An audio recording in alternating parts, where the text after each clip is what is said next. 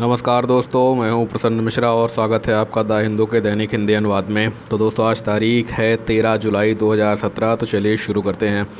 तो पहले पेज पे कोई ख़ास खबर नहीं है, तो इसको नहीं लेंगे हम। बस एक छोटी सी खबर है, उसके बारे में थोड़ा सा हम पढ़ लेंगे। तो यहाँ पे लिखा हुआ है कि बिटकॉइन ट्रेड में कम अंडर सेबी, यानी कि जो बिटकॉइन का व्यापार है तो सेबी के अंतर्गत आ सकता है। तो आपको पता है कि जो सेबी है तो वो क्या है, देश का जो सिक्योरिटी मार्केट है उसका रेगुलेटर है, उसका विनियामक है।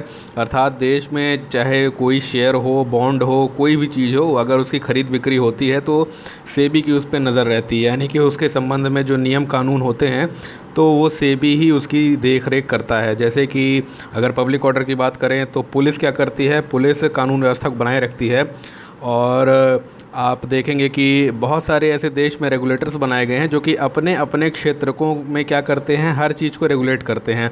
अर्थात संसद ने जिन नियमों को बनाया, कानूनों को बनाया, उन कानूनों को लागू करने की जिम्मेदारी, साथ ही साथ कुछ ऐसे एडिशनल रूल्स, कुछ ऐसे अतिरिक्त नियमों को बना करके उनको भी लागू करने की जिम्मेदारी इन रेगुलेटर्स की होती है। ठीक, तो अब क्या है कि जो बिटकॉइन है तो वो भी लेन देन का एक जरिया है। हालांकि है तो ये एक प्रकार की मुद्रा, तो मुद्रा पे तो आमतौर पे आरबीआई का नियंत्रण होता है, लेकिन ये बिटकॉइन थोड़ा अलग प्रकार की मुद्रा है।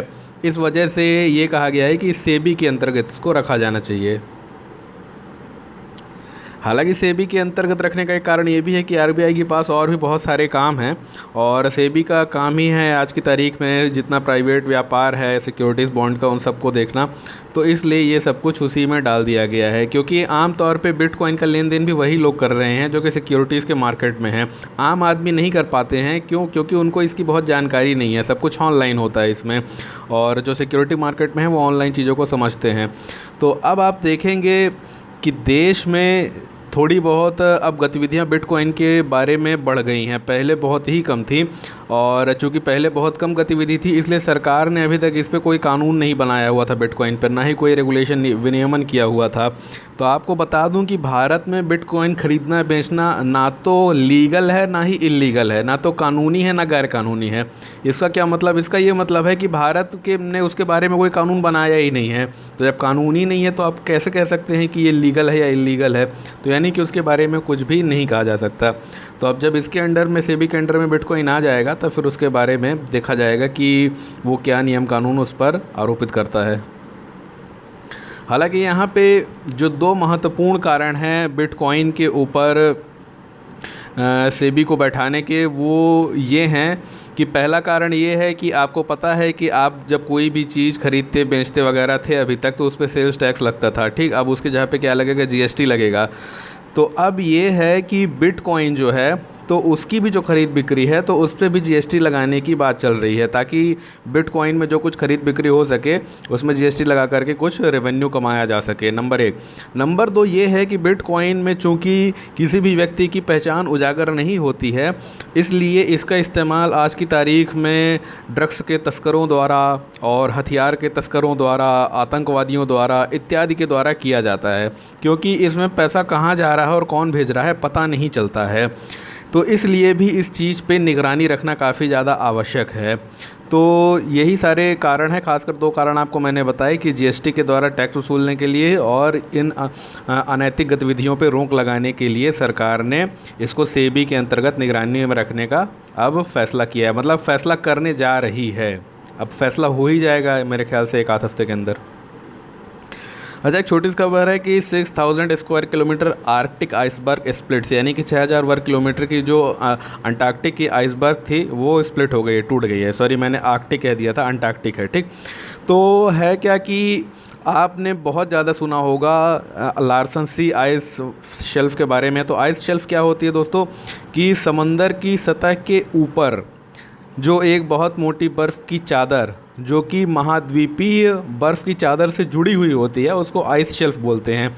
यानी कि वो महाद्वीपीय चादर का ही भाग होती है, लेकिन वो फैल करके समुद्र के ऊपर जम जाती है। तो अब क्या है कि एक बहुत विशाल आइस शेल्फ जिसका नाम लार्सन सी आइस शेल्फ है, तो वो अब टूट रही है।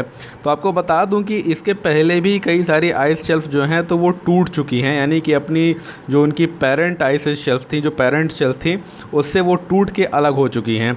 तो इसके बारे में आपने पिछले 1 डेढ़ साल में काफ़ी ज़्यादा पढ़ा होगा, और अगर आप बाकी इनसाइट और विज़न वगैरह का पढ़ते रहते हैं, और सिर्फ इतना ही नहीं, दृष्टि वगैरह में भी आप अगर पढ़ते रहते हैं, तो वहाँ पे इसके बारे में काफ़ी जानकारियाँ पिछले 4-6 महीने में आई हुई थी। तो मेरे ख्याल से आपकी नज़रों में रहा होगा, ये अभी सिर्फ 13-14 किलोमीटर के एक लंबे अंतराल से जुड़ा रह गया था कुछ हफ्ते पहले, और ये कहा जा रहा था कि अब 1 हफ्ते में पूरा टूट के अलग हो जाएगा। तो ये पूरा ही टूट गया है। तो ये काफ़ी लंबी दरार इसमें पड़ी हुई है, आप देख सकते हैं। तो अब ये कहा जा रहा है कि इससे क्या असर पड़ेगा। तो इससे ये कहा गया है कि ये बहुत ज़्यादा असर तो नहीं पड़ना चाहिए, मगर क्या है कि जो जलधाराएं हैं और जो हवाएं हैं, उनसे ये बहता बहता थोड़ा उत्तर की ओर आ सकता है, यानी कि जहाँ पे अभी इसकी अवस्थिति है वहाँ से उत्तर की ओर आ सकता है, और वहाँ पे आने पर ये शिपिंग हज़ार्ड पैदा कर सकता है। अर्थात जो जहाज़ वहाँ पर तैरते हैं तो वो उनके लिए बहुत बड़ी बाधा बन सकता है, क्योंकि ये क्या है कि ये बहुत विशाल आइस शेल्फ है और इसको तोड़ पाना आसान नहीं है कि इसको तोड़ के बीच से रास्ता बना लिया जाएगा, तो ऐसा पॉसिबल नहीं है। तो ये जहाँ पर भी आकर के रुक जाएगी तो वो पूरा इलाका जो है नॉन नेविगेबल हो जाएगा, अनवहनीय हो जाएगा, अर्थात तो वहाँ से आप अब फिर जहाज़ नहीं निकाल सकते, रास्ता बदलना पड़ेगा। तो ये कुछ समस्याएं वहाँ इससे पैदा हो सकती हैं। इसके अलावा ये भी हो सकता है कि अब ये जो है तो जब थोड़ा उत्तर की ओर बढ़े तो इसके जो किनारे हैं वो टूट टूट करके बहुत सारे अन्य आइसबर्गों में परिवर्तित हो जाएं, और जैसे एक आइसबर्ग से टाइटैनिक भिड़ गया था, तो हो सकता है कि आगे चल के कोई जहाज़ जो कि मतलब इधर मछली वगैरह पकड़ने जाया करते हैं इन इलाकों में, तो हो सकता है कि वो कोई इनसे भिड़ जाएं रात वात के वक्त। तो वहाँ पे भी काफ़ी ज़्यादा निगरानी की अब ज़रूरत होगी इन सारी चीज़ों की।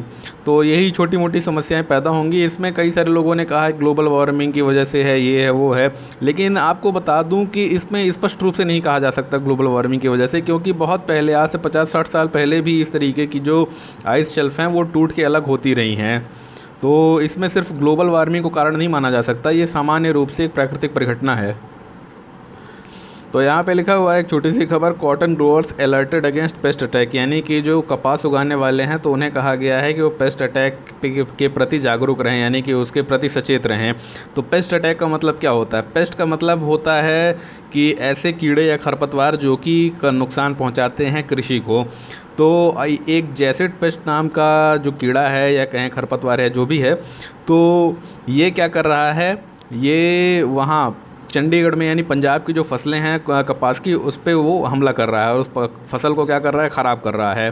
तो अलर्ट किया गया है कि आप इसके प्रति आगाह रहें, और हो सके तो जो पेस्टिसाइड होते हैं यानी कि कीटनाशक होते हैं इसको मारने के लिए उसका इस्तेमाल करें इत्यादि। तो ये नाम बहुत ज़रूरी है, जैसिड पेस्ट। और आपको बता दूं कि आजकल इससे संबंधित और भी कुछ पूछ लिया जाता है कई बार कि ये क्या है जैसिड पेस्ट और इसका जेनेटिक ऑर्डर क्या है वगैरह वगैरह। तो अभी ये आ जाएगा कुछ दिन बाद किसी न किसी मैगज़ीन में, तो फिर वहाँ आकर के देख लेंगे उसको। अगला है खबर कि cabinet clears widening of Manipur Myanmar road, यानी कि कैबिनेट ने मणिपुर म्यांमार रोड की चौड़ीकरण को क्लियरेंस दे दिया है, उसको उन्होंने हरी झंडी दिखा दी है। तो बहुत दिनों से इस बात पे वार्ता चल रही थी कि जो मणिपुर म्यांमार को जोड़ने वाली रोड है उसका चौड़ीकरण किया जाए, ताकि उन दोनों इलाकों के बीच जो कनेक्टिविटी है वो बेहतर हो सके, आवागमन बेहतर हो सके और व्यापार में बढ़ावा हो सके। तो भारत का अपना एक प्रयास है कि भारत से लेकर के थाईलैंड तक एक रोड होनी चाहिए, ठीक। और वो जो रोड है तो जाहिर तौर पे मणिपुर म्यांमार की ये जो रोड है इसी से होकर के जाएगी। तो वो जो प्रयास था तो तकरीबन 2-3 साल से चल रहा है, लेकिन अभी तक उसके लिए कोई ख़ास स्वीकृति मिली नहीं थी, क्योंकि सबसे मेन मुद्दा होता है पैसे का, कि अगर आप पैसा नहीं पास करेंगे तो वो रोड का चौड़ीकरण कैसे होगा। तो मुद्दा काफ़ी लंबे दिनों से खिंच रहा है, तो अभी 1630 करोड़ रुपए इसके लिए पास किए गए हैं। तो जहाँ तक है ये आगे बन जाएगा, ठीक। आपके लिए सबसे महत्वपूर्ण जानना ये है कि इस प्रोजेक्ट में जो लोन असिस्टेंस है, यानी कि जिसने कर्जा दिया है भारत को, तो वो है ADB, एशियन डेवलपमेंट बैंक, ठीक। तो ये लिखा है कि ये कर्जा किसके अंतर्गत दिया गया है South Asian sub regional economic cooperation SASEC road connectivity investment programme, यानी कि सासेक के बारे में आपने सुना होगा। तो उसी के अंतर्गत एक रोड कनेक्टिविटी इन्वेस्टमेंट प्रोग्राम शुरू किया गया है, और उसी के अंतर्गत क्या किया गया है, लोन दिया गया है। और आपको बता दूं, ये जो 7 करोड़ कनेक्टिविटी इन्वेस्टमेंट प्रोग्राम है, तो ये BBIN यानी कि बांग्लादेश, भूटान, नेपाल एंड इंडिया, इनको जोड़ने वाला जो एक कॉरिडोर है उसके लिए होगा। ठीक, हालांकि आपको ये भी बता दूं साथ ही साथ कि जो BBIN कॉरिडोर है उसमें भूटान अलग होना चाहता है। तो उसने कुछ दिन पहले ही कह दिया था कि हम नहीं चाहते कि हम BBIN का हिस्सा हों, क्योंकि इससे हमको लाभ कम है, नुकसान ज़्यादा है। क्योंकि हमारे इलाके से बहुत ज़्यादा अगर ट्रांसपोर्ट गुजरेगा तो हमारे पर्यावरण को नुकसान होगा। तो ऐसी कुछ घटनाएं हुई थी। तो आपको ये जानना है कि जो BBIN है वो क्या है, सासेक क्या है, ADB क्या है, और जो म्यांमार मणिपुर रोड है तो वो कहाँ से होकर के जाती है, थोड़ा नक्शे वगैरह में देख लीजिएगा। तो यहाँ पे फिर से बिटकॉइन के बारे में थोड़ी बात आ जाती है, बिटकॉइन टू बैन और नॉट टू, यानी कि बिटकॉइन को बैन किया जाए या कि ना किया जाए। तो पहली बात तो आपको ये बता दूं कि बिटकॉइन आमतौर पे कहीं पर भी बैन नहीं किया गया है, बड़े बड़े देशों की बात करें तो, क्योंकि उन्होंने अब इसको स्वीकार लिया है धीरे धीरे।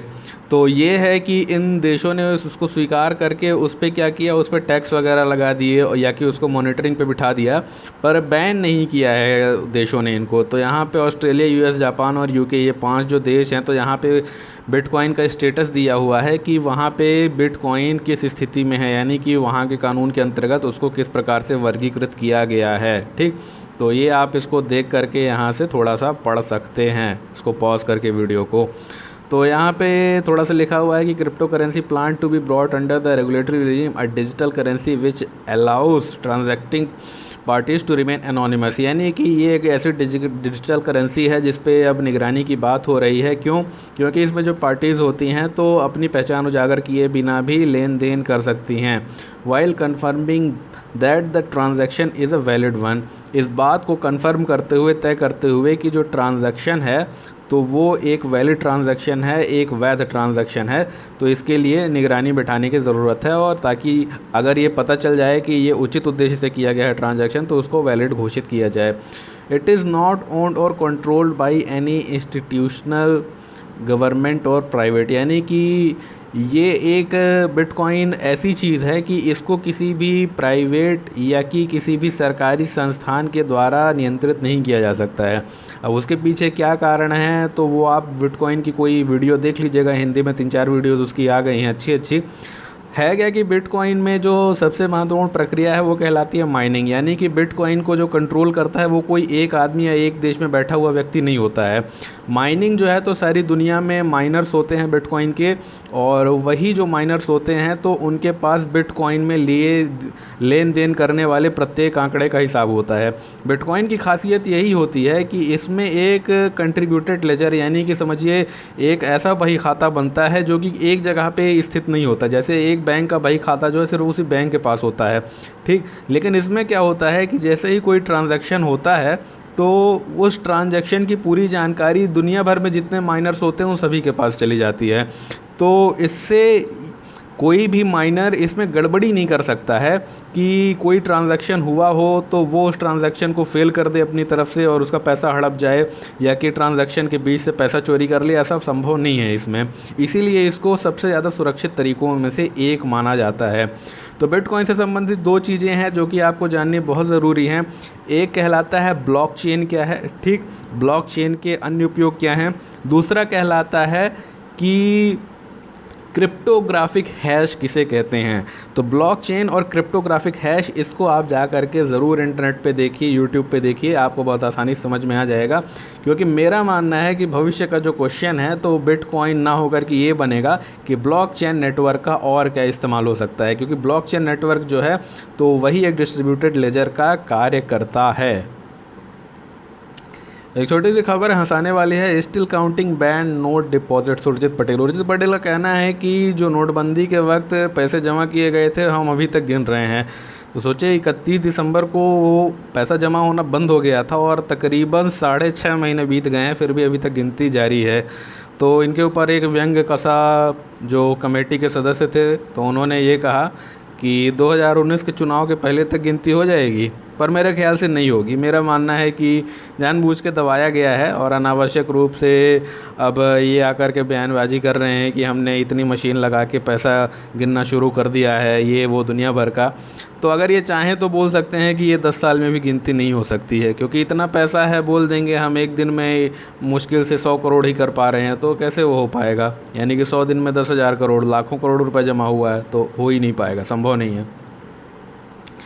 यहाँ पे लिखा हुआ है कि China sends PLA unit to man overseas base, यानी कि चीन ने अपनी पीएलए की एक इकाई को अपने समुद्र पारी बेस पर भेजा है ताकि वहाँ पे लोगों को तैनात किया जा सके, उनकी तैनाती की जा सके। पीएलए क्या है, तो पीएलए के बारे में आप जान लीजिए, पीपुल्स लिबरेशन आर्मी बोलते हैं। चीन की जो आर्मी है उसको पीएलए बोलते हैं, ठीक। तो बहुत ध्यान रखिएगा पीएलए क्या है। तो दिक्कत ये है कि जो चीन है उसने जिबूती में, आपको पता होगा जो हॉर्न ऑफ अफ्रीका है, तो वहाँ पर जिबूती नाम का एक देश है, वहाँ पे इसने अपना एक बेस बना लिया है, ठीक। तो दिक्कत मतलब चीन के लिए नहीं है, दिक्कत हमारे लिए है और दिक्कत यूएस के लिए है, क्योंकि जिबूती में एकमात्र दूसरा जो किसी का बेस है तो यूएस का है, या कि कहें कि यूएस ने पहले बनाया था और चीन ने अभी जा कर के वहाँ पे अपना बेस बनाया है। तो चीन वहाँ पे लगातार अपनी प्रेजेंस बढ़ाता जा रहा है, क्योंकि वो जो इलाका है बहुत ही ज़्यादा स्ट्रेटजिक रणनीतिक इलाका है। आपने देखा होगा कि वहाँ पे अदन की खाड़ी है और उसके अलावा बाबल मंडेब की जलसंधि वहाँ पर है, और फिर वहीं से लाल सागर से होते हुए वहाँ पर सुएज नहर पे जाते हैं। तो कुल मिला के वो इलाका अंतर्राष्ट्रीय रूप से व्यापार के लिए बड़ा महत्वपूर्ण इलाका है, और वहीं पर सोमालियाई डकैत भी रहते हैं जो कि क्या करते हैं, समुद्री डकैती करते हैं। वो जहाज़ों को बंधक बना करके क्या करते हैं, जहाज़ वगैरह लूट लेते हैं या लोगों को पकड़ के फिरौती वगैरह वसूलते हैं। तो उन्हीं से सुरक्षा प्रदान करने के लिए यूएस ने वो अपना एक बेस कैंप बनाया था वहाँ पर। हालांकि उसके दो उद्देश्य थे, सुरक्षा के साथ साथ उस इलाके में वो निगरानी करने और अपनी पैठ जमाने के लिए भी उसका निर्माण वहाँ पर यूएस ने किया था। अब उसी उद्देश्य से चीन ने भी वहाँ पर बेस बना लिया है। हालाँकि भारत अब ये कोशिश कर रहा है कि भारत मॉरिशस में अपना एक बेस बना ले, क्योंकि मॉरिशस के साथ भारत के संबंध अच्छे हैं, लेकिन उसके लिए भी पैसा रुपया अच्छा खासा चाहिए। तो अभी भारत उसके बारे में शायद ज़्यादा विचार नहीं कर रहा है, पर भविष्य में देखते हैं क्या होता है। यहाँ एक खबर है कि नॉट फॉर बांग्लादेश जीआईएन पैक्ट, यानी कि बांग्लादेश के साथ एक जीआईएन पैक्ट पे सहमति बन गई है। तो जीआईएन पैक्ट होती क्या है, सबसे पहले नाम जानते हैं। इसका नाम है जॉइंट इंटरप्रिटेटिव नोट्स, ठीक।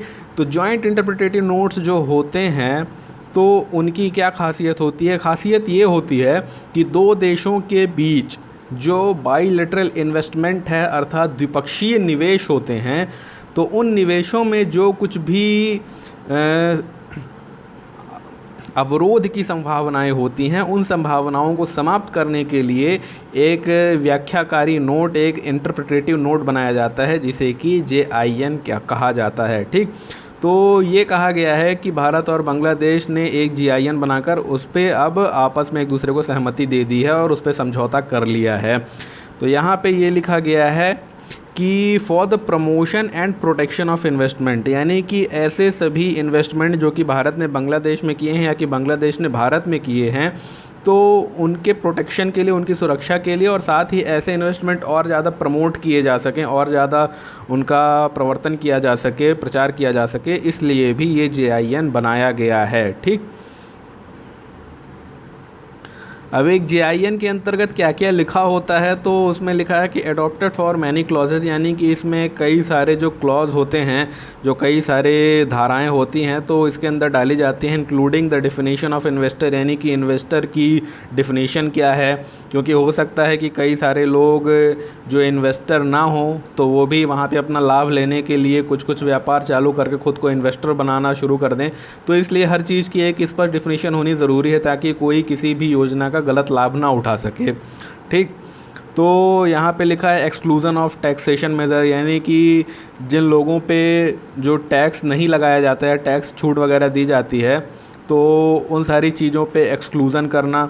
फिर अगला है फेयर एंड इक्विटेबल ट्रीटमेंट, यानी कि जो गैर पक्षपाती और समान व्यवहार है वो सभी इन निवेशकों के साथ करना है। ये नहीं कि किसी एक देश के निवेशक के साथ आपने फेवरेबल ट्रीटमेंट दिया, दूसरे के साथ अनफेवरेबल हो गए, तो वो सब नहीं करना है। तो यही सारी जो चीज़ें होती हैं तो उसके बारे में इस जॉइंट स्टेटमेंट में लिखा होता है, यानी कि जो ये जॉइंट इंटरप्रिटेटिव नोट है इसमें उन्हीं सबका एक पूरा ब्यौरा दिया होता है और वही एक पूरा समझौते का मसौदा होता है।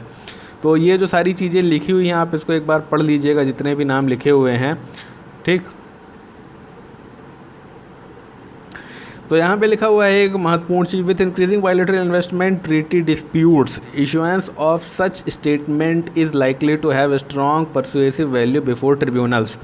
यानी कि जब दो देशों के बीच इन्वेस्टमेंट ट्रीटी के जो डिस्प्यूट हैं, विवाद हैं, जब बढ़ने लगते हैं तब इस प्रकार के JIN की ज़रूरत पड़ती है। क्यों? क्योंकि जब ये विवाद पैदा होते हैं तो तुरंत लोग कहाँ पहुँच जाते हैं? न्यायाधिकरणों में, यानी ट्रिब्यूनल्स में। तो इन ट्रिब्यूनल्स में क्या होता है कि फिर केस चलता है कि इन्होंने हमारे साथ गलत किया, इन्होंने हमारे साथ ये किया, धोखेबाजी किया वगैरह वगैरह। तो वहाँ पे क्या करता है, जब ट्रिब्यूनल कोई निर्णय लेता है तो सबसे पहले ये देखता है कि जो समझौता था, जो कॉन्ट्रैक्ट था, उसमें क्या क्या नियम कानून थे, तो क्या वाकई में उन नियम कानूनों का उल्लंघन हुआ है। और अगर वहाँ पे कोई भी ऐसा नियम कानून नहीं समझ में आता है तो ट्रिब्यूनल फिर अंतर्राष्ट्रीय नियम कानूनों के हिसाब से वहाँ पे क्या करता है, निर्णय देता है। तो है क्या कि अब ट्रिब्यूनल्स के लिए काफ़ी आसानी हो जाएगी, क्योंकि जब सब कुछ पहले से डिफ़ाइन होगा तो ट्रिब्यूनल अपने से ही तय कर सकेगा बड़े आसानी से उसको पढ़ करके कि इस कानून का उल्लंघन किसी भी समझौते में हुआ है कि नहीं हुआ है, ठीक। तो ट्रिब्यूनल्स को इसमें आसानी हो जाएगी। जैसे कि अगर इंडियन पीनल कोड ना हो तो सरकारें कैसे निर्णय लेंगी कौन से अपराध, अदालतें कैसे निर्णय लेंगी कि कौन से अपराध में कौन सी सज़ा दी जानी चाहिए, ठीक। तो आर्बिट्रेरी हो जाता है उसके बाद कि अगर कोई भी अपराध डिफ़ाइन नहीं है तो फिर क्या सज़ा दी जाएगी वो फिर तय नहीं होता है, तो मुश्किल होती है कोर्ट के लिए। तो इसके लिए इसमें सब कुछ तय हो जाएगा कि ये पूरा एक तरीके से कोड होगा, उसमें स्पष्ट हो जाएगा कि किस स्थिति में क्या कुछ किया जाना चाहिए। तो आखिरी पेज में देख लेते हैं, Juno pierces into Jupiter's great red spot, यानी कि जो जुपिटर का, बृहस्पति ग्रह का एक विशाल लाल धब्बा है तो उस पर जूनो ने ताक झांक की है। तो सबसे पहली बात ये, जूनो क्या है, तो ये जो आप देख रहे हैं उपग्रह, तो नासा ने इसको भेजा है और ये अब किसके चक्कर लगा रहा है, ये अब जुपिटर के चक्कर लगा रहा है। जुपिटर यहाँ से बहुत दूर है और इसको काफ़ी पहले भेजा गया था यहाँ से, अब वो वहाँ पे पहुँच के उसके चक्कर लगा रहा है और वहाँ पे उसकी फ़ोटोज़ खींच रहा है और धरती तक भेज रहा है। तो ये कहा गया है कि जो जुपिटर है तो उसकी जो एक बहुत महत्वपूर्ण परिघटना है जो कि वहाँ पे रेड जायंट कहलाती है, ग्रेट रेड स्पॉट कहलाती है। तो उसमें क्या है कि वहाँ पे माना जाता है कि एक बहुत बड़ा तूफ़ान है जो कि कई सौ साल पहले खड़ा हुआ था और वो अभी तक वहाँ पे जारी है तूफ़ान। तो उसी का अध्ययन ये वहाँ पे जा कर के कर रहा है। तो उसकी जो फ़ोटोज़ वगैरह हैं तो हो सकता है कुछ दिन में पेपरों में छप जाएं, क्योंकि वहाँ से अभी धरती तक पहुँचने में ही वक्त लगता है। फिर उसके बाद जो डेटा पहुँचता है उसका बहुत कुछ एनालिसिस किया जाता है, प्रोसेसिंग की जाती है, उसके बाद फिर आखिरी आंकड़े जो हैं तो पब्लिश किए जाते हैं। तो उसमें अभी वक्त लग सकता है। तो दो चीज़ें याद रखनी है कि जुपिटर के लिए जूनो और सैटर्न के लिए कैसिनी नाम का भी एक यान भेजा गया है शनि ग्रह के लिए, ठीक। तो इन सारी चीज़ों को याद रखिएगा। इसके अलावा इनके जो उपग्रह हैं तो वहाँ पे भी कुछ यान भेजे गए हैं। तो ये जो सारे ग्रह और उपग्रहों में भेजे जाने वाले यान हैं तो उन सब के नाम आपको याद रखने हैं, ठीक। तो यहाँ पे आखिर में एक खबर है कि scientist discover smallest star known, यानी कि दुनिया का सबसे छोटा जो अभी तक का ज्ञात तारा है तो उसके बारे में वैज्ञानिकों को पता चल गया है। तो अब क्या है कि ये जो तारा है तो यहाँ से 600 प्रकाश वर्ष दूर है ऐसा माना जा रहा है। और इस तारे का जो आकार है तो शनि ग्रह से बस थोड़ा सा ही बड़ा है, यानी कि सैटर्न के साइज से बस थोड़ा सा ही बड़ा है। और इसका नाम है EBLM JO 55557 AB, ठीक। तो नाम उतना महत्वपूर्ण नहीं है, बस आपको ये जानना है कि ये जो ग्रह है तो 600 लाइट ईयर्स दूर है यहाँ से और काफ़ी छोटा ग्रह है, अभी तक का सबसे छोटा ज्ञात ग्रह इसको माना जा रहा है, ठीक। किसके द्वारा खोजा गया है, तो ये बहुत सारी यूनिवर्सिटी मिलके एक प्लानट फाइंडिंग एक्सपेरिमेंट करती हैं, उसको वास्प नाम दिया गया है, WASP, तो उसने इसको खोजा है। तो इस प्रकार से आज के द हिंदू का जो खबरों का हिंदी अनुवाद है वो समाप्त होता है। थोड़ा सा लंबी हो गई वीडियो, थोड़ा ज़्यादा एक्सप्लेनेशन दे दिया मैंने, पर चलिए कोई बात नहीं। आपको यही कहना चाहूँगा कि द हिंदू में आप थोड़ा सा कम पढ़ें, केवल महत्वपूर्ण चीज़ें पढ़ें, बल्कि जो बाकी सोर्सेस है वहाँ पे जा कर के थोड़ा चीज़ों को ज़्यादा कवर करें, क्योंकि द हिंदू के बाहर बहुत सारी चीज़ें आजकल पूछ रहा है। तो जब तक आप उन चीज़ों को बाहर से कवर नहीं करेंगे तब तक आपकी संभावनाएं जो हैं सिलेक्शन की वो कम होती जाएंगी। उसके पीछे वजह ये है कि बाकी सब लोगों ने इस बात को समझ लिया होगा, और जो ज़्यादातर मतलब जो कंपटीशन में रहेंगे आपके, वो इस बात को समझ के अब दूसरे सोर्सेज पे लग गए होंगे। तो आपको भी लगना पड़ेगा। अगर आप खाली हिंदू के भरोसे बैठे रहेंगे तो आपको हो सकता है काफ़ी नुकसान उठाना पड़ जाए। ठीक है, तो अगली वीडियो बनाऊंगा अभी एडिटोरियल की। तब तक के लिए धन्यवाद। जय हिंद।